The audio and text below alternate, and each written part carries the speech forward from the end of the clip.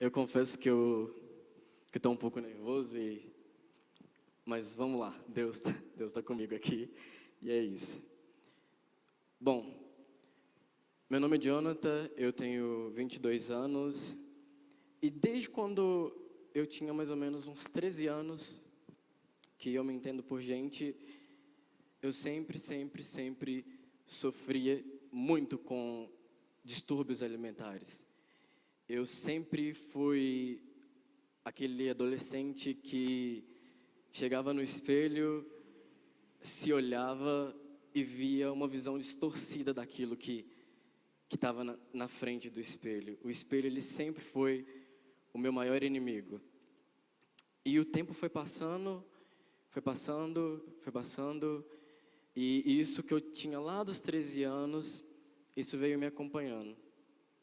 No ano passado, no ano de 2019, isso começou a piorar, isso fluiu muito dentro de mim. Era eu entrar em casa, era eu olhar no espelho e eu não conseguia enxergar aquilo que estava na minha frente. Eu sempre via uma outra pessoa. E automaticamente a minha mente ela fazia com que eu me sentisse a pior pessoa do mundo. Eu chegava em casa, às vezes eu trabalhava o dia inteiro, não comia nada, e chegava em casa, meu estômago rejeitava qualquer coisa que estava dentro dele. E eu não me esqueço de uma vez que eu estava muito afim de tomar um milkshake. Eu comprei esse milkshake, tomei esse milkshake, e quando esse milkshake que caiu dentro do meu estômago, a primeira sensação que eu tive foi vomitar. A minha mente ela sempre foi a minha inimiga. Mas em nome de Jesus, quem controla a minha mente hoje é o Espírito Santo. E eu ficava olhando no espelho e falava, nossa, eu preciso perder mais quilos, eu preciso ficar com 50 quilos, e eu estava pesando já 57, e eu queria diminuir, eu queria diminuir, eu queria diminuir. Eu olhava no espelho, não gostava do que eu via. As pessoas me chamavam para almoçar, me chamavam para, vamos sair, e às vezes eu saía, porém, quando eu chegava em casa, tudo aquilo que eu tinha comido ia embora. E aí eu comecei a ver que eu precisava de mais. Eu queria emagrecer mais. Eu já não comia. Eu ficava fraco o dia inteiro, e eu lembro que eu disse para mim mesmo, você precisa de mais, você precisa emagrecer mais, você precisa emagrecer, você precisa emagrecer, você precisa emagrecer. E aí eu lembro que aconteceu um episódio que uma menina que trabalhava comigo, ela comentou, eu conheço uma pessoa que ela está vendendo um remédio, e esse remédio ele é feito de ervas caseiras, e eu fiquei muito interessado, comecei a ler sobre esse remédio, e ele era muito caro, e eu falei assim, não, eu vou comprar, eu quero esse remédio porque ele vai me ajudar. E aí eu comprei o remédio, e comecei a tomar o remédio. E cada vez que eu tomava o remédio, eu me sentia pior.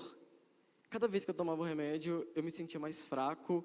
Cada vez que eu tomava o remédio, as minhas emoções, elas oscilavam mais. Cada vez que eu tomava o remédio, meu estômago doía mais. Eu não sentia fome, mas para mim estava tudo bem. Eu estava ali tomando aquele remédio, então estava tudo bem. Eu estava emagrecendo, eu ia na balança, já tinha perdido gramas. Eu ia na balança, eu tinha perdido quilos. E teve um dia que eu dei a loucura de tomar 2 comprimidos seguidos. E eu estava vindo embora do serviço para casa, e eu lembro que as minhas vistas elas começaram a escurecer, e tudo ficou preto, e a única sensação assim que eu lembro foi de ter me apoiado no chão e ter visto tudo rodar. Tudo rodava, tudo rodava, tudo rodava, mas dentro de mim alguma coisa falava, para de tomar esse remédio. E eu ficava, não, é só efeito do remédio. E aí cheguei na empresa nos outros dias, nas semanas seguintes, e uma menina comentou assim comigo, você está sabendo que aquele remédio que você está tomando, passou no Fantástico, que ele é proibido pela Anvisa, que ele é um remédio adulterado e que ele tem vários componentes que são à base de drogas mesmo? E eu fiquei assim, não, esse remédio é feito de ervas, ele é super natural. Ela, você tem certeza? E todo mundo à minha volta falando, toma cuidado com esse remédio, toma cuidado com esse remédio, não toma esse remédio não. E eu continuei tomando esse remédio, continuei tomando esse remédio. E aí veio as consequências de eu ter tomado esse remédio. Eu chegava em casa para tomar banho no banheiro, e a primeira coisa que eu fazia, ligava o chuveiro, passava a mão no cabelo, caía tufos de cabelo na minha mão. Tufos e tufos de cabelo. E eu falei, é normal, eu já estou ficando velho, a idade já está chegando, deve ser isso. E aí eu passava a mão na barba, caía tufos de cabelo, tufos de cabelo, tufos de cabelo. Mas eu não liguei, continuei tomando remédio, porque eu estava emagrecendo, então para mim o que importava era isso. Continuei a tomar o remédio e continuei a perder o cabelo. Continuei perdendo o cabelo. Começou a ficar falhado, de forma que as pessoas chegavam para mim e falavam, o que está acontecendo com seu cabelo? Tem um pedaço aqui que está faltando e a sua barba ela tá falhada aqui. E eu, não, gente, minha barba ela sempre foi falhada. E eu achava que a questão do cabelo era uma questão normal da idade. Só que eu comecei a ficar preocupado. E aí eu tomava banho e todo banho era a mesma coisa. Passava a mão no cabelo e era aquele tanto de cabelo que eu chegava a fazer assim, o cabelo caía na minha mão, ficava cabelo no chão. Minha mãe estava brigando porque estava entupindo o ralo. E aí eu comecei a ficar preocupado. Comecei a achar que isso não era normal. Foi então que a história ela começou a piorar. Quando eu começar a tomar esse remédio, todas as vitaminas que eu tinha no meu corpo, elas foram embora. Então eu tinha 0 vitaminas, eu estava magro do jeito que eu queria, porém eu já não tinha mais cálcio, eu já não tinha mais vitamina C, eu já não tinha mais vitamina D. E mesmo descobrindo que o remédio, ele era um remédio assim adulterado, ele não era natural, eu continuei tomando esse remédio. E eu lembro exatamente do que aconteceu. Eu tinha tomado ele de jejum. Falei, hoje eu não vou tomar café da manhã. Eu vou tomar ele de jejum. E aí eu cheguei na empresa. E comecei, assim, cheguei muito bem. Conversei com todo mundo. Só que eu comecei a me sentir fraco. Comecei a me sentir muito, muito fraco. Muito, muito fraco. E eu fui no banheiro. Na hora que eu fui no banheiro, eu comecei a vomitar. Eu não sei se era sangue, se era o que era. E aí eu vi que o bicho estava pegando pro meu lado. Eu falei, eu tô morrendo.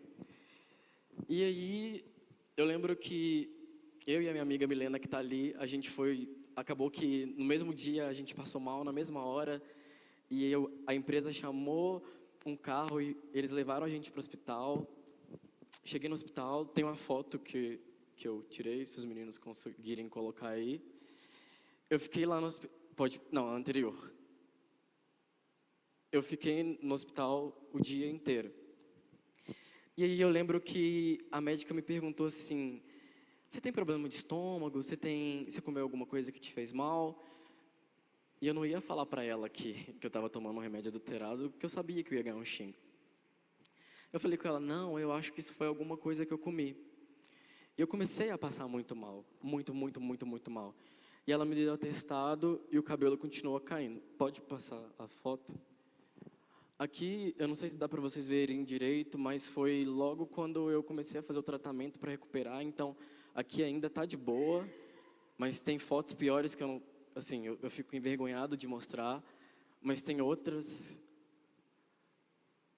Eu já não tinha mais a parte de trás, ela já tinha caído toda. E a parte da frente também começou a cair. E eu tirava essas fotos para eu conseguir ver o que estava acontecendo. Aqui já era... Foi bem no inicinho, quando começou a realmente cair. E ficou assim, caindo, caindo, caindo, caindo. E eu tirando foto para tentar acompanhar, para entender o que estava acontecendo comigo. E nesse dia eu fui embora para casa, saí do hospital, ganhei atestado, fiquei em casa. Falei, eu não quero mais tomar esse remédio. Eu não estou me sentindo bem. Só que acontecia várias coisas na minha vida pessoal que faziam com que eu quisesse continuar tomando esse remédio. Porque esse remédio, ele fazia com que eu me sentisse bem. Assim, né, olhando no espelho, eu tô magro, então eu tô bem. E aí, conversando com uma amiga minha, ela me falou que estava fazendo terapia e me falou das mudanças que ela tinha tido com o terapeuta dela. E eu falei, não preciso disso não, eu sou a pessoa mais bem resolvida que eu conheço, pensando comigo mesmo. Não preciso de terapia não. E aconteceu um fato que acabou que eu fiquei viciado no remédio. E quando eu não tomava ele, as minhas emoções, elas faziam assim, ó, pá, pá. Na mesma hora que eu estava muito alegre, eu ficava muito para baixo. E eu lembro que aconteceu um episódio que eu sentei perto do metrô e falei com Deus, Deus, me leva, porque eu não estou aguentando mais ficar aqui na Terra. Eu acho que não tem um propósito para mim mais. Eu acho que para mim acabou. Eu não tenho mais o que fazer. Para mim é isso, acabou. E na hora a gente pensa besteira. Mas eu senti a voz do Espírito Santo tão forte naquele dia. Mas tão forte naquele dia que eu lembro que eu não sei como eu consegui chegar em casa de volta. A única coisa que eu lembro é que eu estava sentado no chão do metrô e de repente eu já estava na minha casa. E eu falei, vou começar a fazer terapia. E nisso eu já estava afastado da igreja, não tinha mais comunhão com Deus, e mesmo assim Ele cuidava de mim em todos os momentos. E aí eu falei, não, vou marcar terapia. Marquei a primeira sessão da terapia, fui direitinho, o terapeuta virou para mim e falou assim, vou deixar aqui uma caixinha de lenço, se você precisar. E eu, mais uma vez, com a minha arrogância, virei e falei, pensei comigo, eu precisar de lenço? Esse cara tá achando que ele vai fazer eu chorar aqui no primeiro momento? E aí eu lembro que eu gastei a caixinha de lenço dele inteira, de tanto que eu chorei.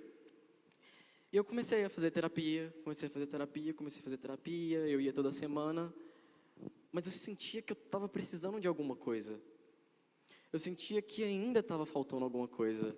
Não desmerecendo o trabalho do terapeuta, que foi um trabalho assim sensacional, mas eu queria mais. Eu queria muito, muito mais. Eu estava bem, a minha mente estava bem, mas eu sentia falta do Espírito Santo. Eu sentia falta de Deus. E eu passei o feriado do carnaval inteiro num retiro que durou 5 dias. E nesse seminário o tema foi esse versículo que eu li. E nesse seminário eu recebi a cura que eu tanto queria. Eu já estava me tratando, porém a cura de Deus ela chegou para mim. E foi um processo até hoje muito muito difícil, porque quando a gente é ser humano e a gente tem pessoas que machucam a gente tem pessoas que partem o coração da gente, é difícil da gente liberar o perdão. Mas eu aprendi uma coisa, que quando a gente perdoa, a gente se liberta. Quando a gente perdoa, a gente consegue encontrar novamente o Espírito Santo. Então, às vezes, a gente passa por situações, a gente passa por pessoas na nossa vida que vêm, deixam marcas, e a gente não entende por que aquilo ali está acontecendo. Mas hoje eu entendo. E, às vezes, quando alguém falava comigo, não, você está passando por isso, que é só para você aprender uma lição. E eu falava, não quero aprender lição nenhuma, eu estou bem assim, não quero aprender nenhuma lição. E eu aprendi uma lição, que o perdão, ele é o melhor caminho. Eu sei que é difícil perdoar as pessoas quando elas nos machucam, quando elas nos ferem, mas o perdão, ele é o melhor caminho. E eu continuei a fazer a terapia, me afastei das redes sociais, voltei a ir à igreja, só que para mim eu não estava satisfeito. Eu vi que Deus tinha me dado uma segunda chance. Então eu falei, eu não vou desperdiçar essa segunda chance. Eu preciso fazer alguma coisa, não para mim, mas pelas pessoas. E aí, eu estava um dia no meu serviço, e estava tendo um período de chuva muito forte aqui, em várias cidades de Minas Gerais. E eu entrei no Google e vi que a cidade do meu pai foi uma das cidades que mais tinham sido afetadas pela chuva. E aquilo ali ficou na minha cabeça. E eu nunca era uma pessoa assim, de me importar muito com isso, porque estava longe de mim, eu não chegava aqui, então eu comecei a pensar. Falei, eu preciso fazer alguma coisa. E Deus soprou muito, muito profundo assim no meu ouvido. Você vai criar uma ONG. Eu falei, eu não vou criar uma ONG, eu vou só ir lá e vou fazer o que eu tenho que fazer e vou embora. Só que eu não tinha ideia, eu só tinha dinheiro, mas eu não sabia o que fazer. E aí eu conversei com meu pai e falei, pai, eu preciso ir na roça. Eu preciso ir na roça. Ele não entendeu nada, mas eu falei, eu preciso ir na roça. Ele falou, eu consigo ir só semana que vem. E nesse período, a minha mente ela começou a ter várias ideias. E eu fui juntando os meus amigos e falando, tem como você me dar um sabonete? Tem como você me dar uma pasta de dente? Tem como você me dar uma escova de dente? Tem como você me dar um shampoo? E no final eu consegui arrecadar várias coisas que eu olhei assim e falei, meu Deus, o que eu vou fazer com isso tudo? E meu pai olhou assim para mim, o que você vai fazer com isso tudo? Eu falei, pai, a gente vai ajudar aquelas pessoas que estão lá na roça. Porque quando eu estava na frente do computador, lembrando das coisas que tinham me passado, que eu tinha quase morrido, que eu tinha perdido meu cabelo, eu lembrei que Deus me deu uma segunda chance. E eu também lembrei da minha avó. A minha avó, ela é uma senhora que ela deve bater aqui em mim, assim, mais ou menos. E ela mora nessa cidade onde a gente foi fazer esse trabalho missionário. E lá nessa cidade, nessa roça, existe um rio. E nesse rio, faltando um mês antes de eu nascer, ela perdeu os 2 filhos dela de uma vez, afogados. E ela foi para essa cidade fazer um trabalho missionário. Ela largou tudo aqui e foi para a cidade fazer um trabalho missionário. E eu fiquei me questionando, por que minha avó estava naquele lugar que trazia tanto sofrimento para ela, que talvez trazia tantas lembranças. Ela perdeu 2 filhos lá. E eu comecei a pensar.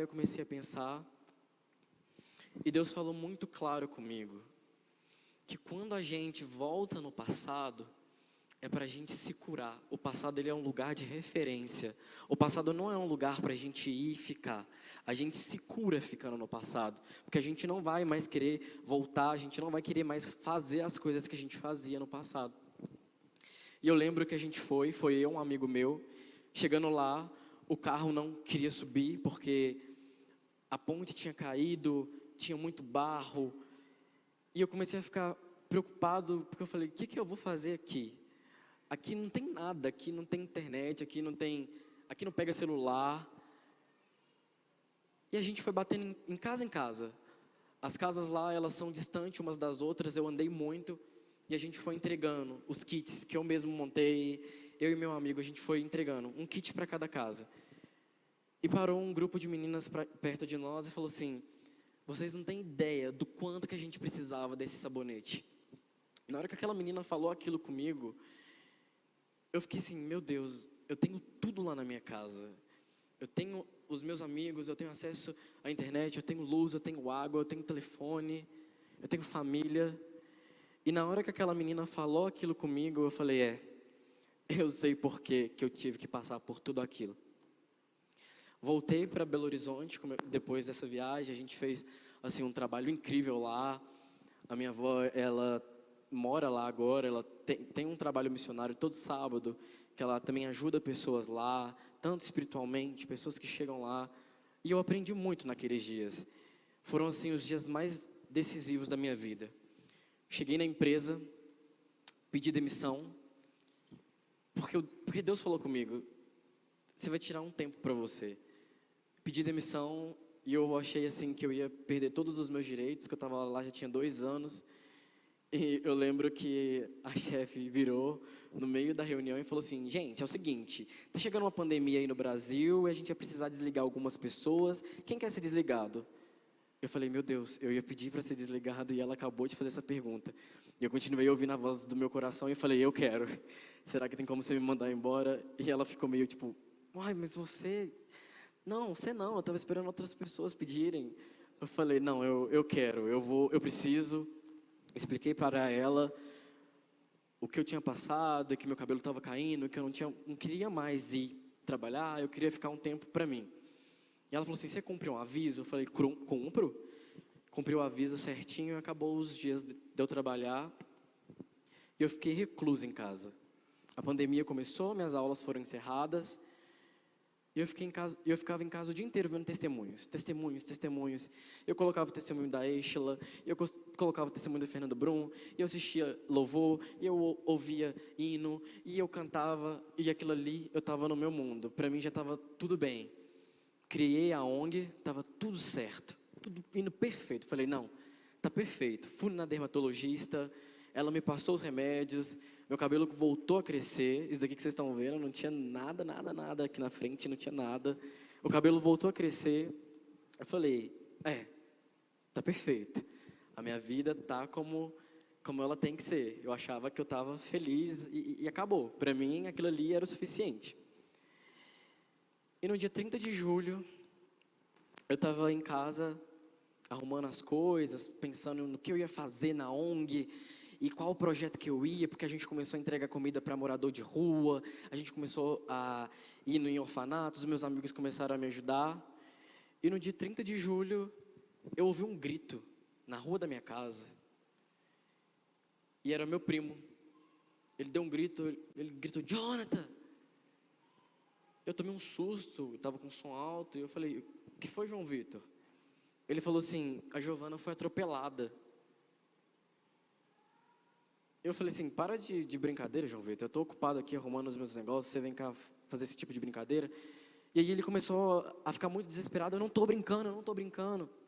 E a gente mora todo mundo muito perto. E a Giovana, ela é minha prima / afilhada de 4 anos. E na hora que eu cheguei assim na rua, tinha uma movimentação.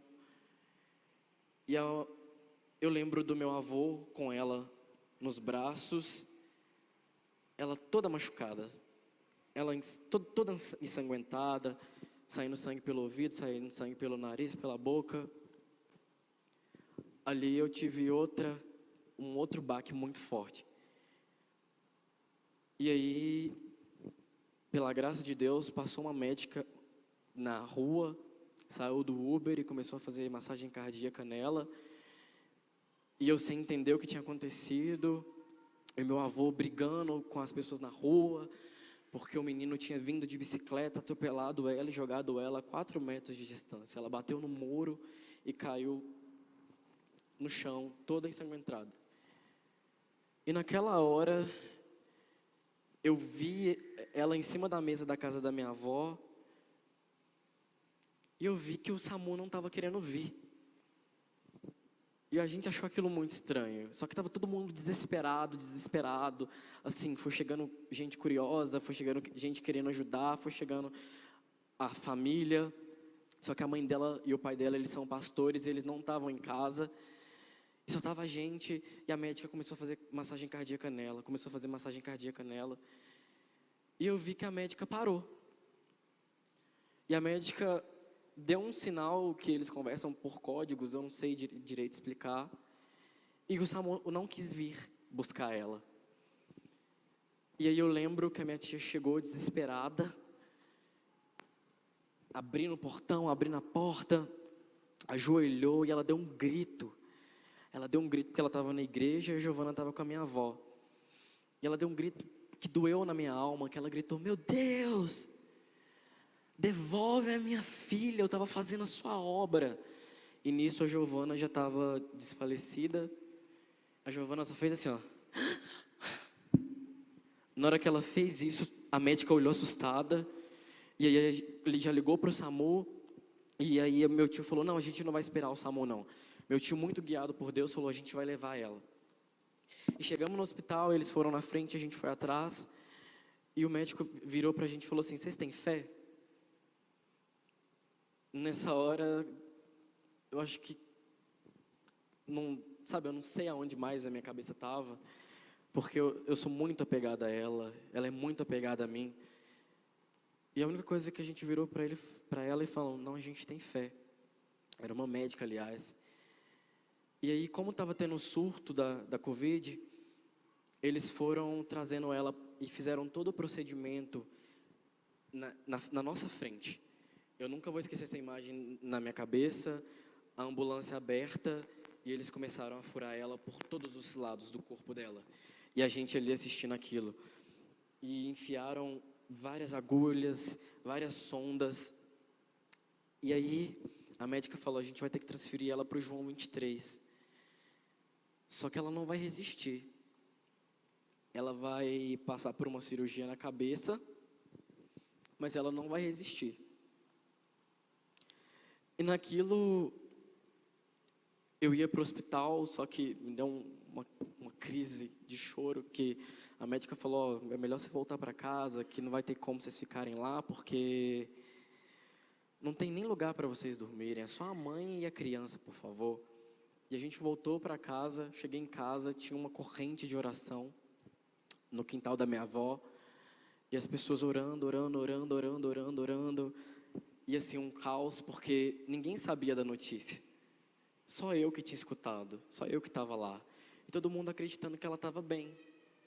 E eu virei para minha tia e falei, minha tia chama Shirlane, virei, Shirlane, a médica falou que a Giovana vai passar por uma cirurgia na cabeça agora, mas ela não vai sobreviver. E nisso minha tia espalhou a notícia, que eu não tinha como e nem força mais para falar qualquer coisa. E eu lembro, irmãos, que foi um caos lá em casa. Todo mundo começou a desmaiar, e minha avó desmaiou, minha mãe desmaiou, a pressão de um caiu, a pressão de outro caiu. E eu falei, meu Deus, o que está acontecendo? O que está acontecendo? O que está acontecendo? E a gente passou uma noite sem notícia. Só que ninguém conseguia dormir, a gente só pensava na Giovana, porque ela é a mais nova, assim, a segunda mais nova lá em casa, ela é uma menina muito esperta. E a gente só pensava na Giovana, só pensava na Giovana, só pensava na Giovana. E a gente com aquela palavra negativa do médico, que ela não ia sobreviver, mas de um lado a gente crendo muito no poder da oração e crendo muito no poder do Espírito Santo. E eu lembro que eu não tinha mais como orar, eu não sabia falar mais com Deus. A única coisa que eu fazia era louvar e chorar, louvar e chorar. E meu tio ligou o telefone, eu passei esses dias na casa da minha avó, por parte de mãe, e o telefone tocou. E meu tio falou assim, tem uma notícia boa para dar para vocês, espalha aí. A médica falou que a Giovana ia ter que operar a cabeça, porque ela estava com vários picos de sangue no cérebro, mas a médica fez uma ressonância magnética e ela não tem mais nenhum pingo de sangue. Ela ainda está entubada, mas ela não vai precisar mais operar a cabeça. E aquilo ali já foi um alívio para a gente, porque a médica falou, vou operar a cabeça dela, a menina não vai mais sobreviver. E aí os dias foram passando, e a Giovana entubada. Cada hora a gente recebia uma notícia diferente. Não, que a Giovana não vai mais falar, que a Giovana não vai mais andar, que a Giovana não vai mais brincar, que ela não vai conseguir mais fazer nada. E aí o acidente foi numa segunda, se eu não me engano. No sábado, meu celular toca, chegou uma mensagem da minha tia, mãe da Giovana, no meu celular. Eu falei, uai, minha tia deve estar precisando, será que ela está precisando de uma coisa? E a Giovana, ela é pequenininha, então ela não sabe falar o meu nome. E a médica falou que ela não ia mais falar. E aí minha tia me mandou um áudio, eu achei estranho, peguei o celular, ouvi o áudio. Era um áudio da Giovana falando assim, oi, Jonathan, estou morrendo de saudade. Na hora que eu ouvi aquele áudio, eu comecei a chorar sem parar. E aí eu comecei a chorar e eu não conseguia falar. E todo mundo veio desesperado, achando que era uma notícia ruim. E eu mostrei o áudio para todo mundo. E todo mundo começou a chorar, todo mundo começou a chorar, todo mundo começou a chorar. E parece que a nossa fé, ela foi reavivada. E aí, a médica falando, a Giovana não vai mais andar. E a gente falando, não, ela estava morta, né? Ela morreu, ela ficou morta por 15 minutos. Ela deu uma parada respiratória, mas a gente venceu isso. A médica falou que ela não ia mais falar. A gente venceu isso. Em nome de Jesus, ela vai andar. Minha tia, com o passar do tempo, minha tia mandou outra mensagem para mim. A Giovana sentadinha, passando esmalte, brincando com as bonecas, falando, andando para cá e para lá, tirando o soro que colocaram nela, falando por que ela estava ali, que ela queria ir embora.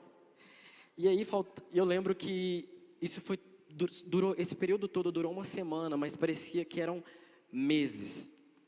E minha tia não queria contar pra gente que que a Giovana ia receber alta, porque no dia que ela recebeu alta, um dia depois era aniversário dela. E aí minha tia falou, ó, se o médico liberar, a Giovana recebe alta hoje. E a gente achou que era brincadeira, porque a menina estava do jeito que ela estava e ela ia receber alta. E foi dito e feito. Ela chegou em casa, assim, todo mundo esperando ela estava se achando uma celebridade, mandando tchau para mim. Ela deu um grito do carro, falando assim, gente, está todo mundo com saudade de mim? E todo mundo ficou assim, ai, Giovana, não acredito que você está aqui de novo. E para a honra e glória do Senhor Jesus, ela está, assim, terrível não, ela está abençoada. Ela pula, ela brinca, vão passar esmalte, vão brincar com o Theo, nosso cachorro, vão brincar com o Theo. E aí esses dias eles foram consagrar o pai dela e a mãe dela na igreja que eles assumiram. E a pastora falou assim, não, vamos receber aqui a pastora Vanessa e o pastor Wesley. Aí a Giovana no meio do culto. E a pastora Giovana esqueceu de mim, de 4 anos. E assim, foi um dos maiores milagres que eu presenciei na minha vida. E quando aquilo ali tudo passou, eu entendi que às vezes colocar o meu problema de lado e dar atenção para o problema dos outros, Deus começa a agir na nossa vida. Quando eu larguei os meus problemas um pouquinho de lado, comecei a dar atenção para minha família, comecei a dar atenção para os moradores de rua, comecei a dar atenção para as crianças as crianças dos orfanatos, Deus foi me curando, Deus foi me curando, Deus foi me curando. E eu já olhava no espelho e falava, nossa, mas você está bonito hoje, hein? Eu comecei a olhar no espelho e ver meu cabelo crescer. E eu comecei a olhar no espelho e não ter mais medo de comer nada. E eu vi que realmente Deus fez a obra completa na minha vida. E eu achei que para mim estava tudo bem. Eu cheguei aqui nessa igreja, ouvi a pastora falando sobre propostas e propósitos. E isso ficou muito na minha cabeça, muito na minha cabeça. E eu comecei a dizer não para as propostas, realmente. Eu comecei a dizer sim para os propósitos e as coisas começaram a mudar na minha vida. Eu recebi uma proposta de emprego nova e eu estava realmente procurando um emprego novo. Falei, não, eu já estou bem, eu preciso de um emprego novo. E eu passei em 3 entrevistas de emprego. E eu pude escolher qual empresa eu quis trabalhar. E todas as vezes que eu dizia não para as propostas e dizia sim para o meu propósito, Deus começou a operar. Eu poderia aqui ficar falando que fulano teve culpa, ciclano teve culpa de eu estar assim, mas não. Deus me fez passar por um caminho e eu entendi qual era esse caminho. Tudo que eu passei foi para que hoje eu estivesse aqui contando isso para vocês. Tudo que eu passei foi para que hoje a gente estivesse aqui, para que esse culto existisse. Então, a coisa que eu peço para vocês é que tenham empatia com o próximo, mas também tenham empatia com vocês mesmos. Às vezes a gente fica tão preocupado com o serviço, com a casa, com a faculdade, com a igreja, e a gente acaba esquecendo do maior ponto, que é o Espírito Santo, e depois a gente. Porque quanto mais a gente ajuda, mais a gente é curado. E eu custei a entender isso. E assim, eu estou muito feliz de estar aqui hoje. Agradeço muito a Thaline por deixar, e o Thiago por deixarem eu compartilhar minha história com vocês. Essas fotos que eu mostrei são assim, pequenas coisas do que aconteceu. Às vezes o inimigo ele coloca na minha cabeça que não, você vai comer hambúrguer? Você está doido? E eu falo, não, vou comer sim, vou comer hambúrguer sim. E aí, às vezes eu, devido a esse processo de bulimia, eu fiquei restrito de comer algumas coisas. Às vezes eu não posso comer tal coisa porque ela me faz mal. Ou às vezes eu acordo no meio da noite com uma dor muito, muito forte no estômago. Mas eu continuo dizendo não para as propostas e continuo dizendo sim para o meu propósito. Eu sei que essas coisas vão passar, porque todas as coisas já passaram e eis que tudo se fez novo. E eu queria chamar aqui a banda para a gente poder cantar uma música.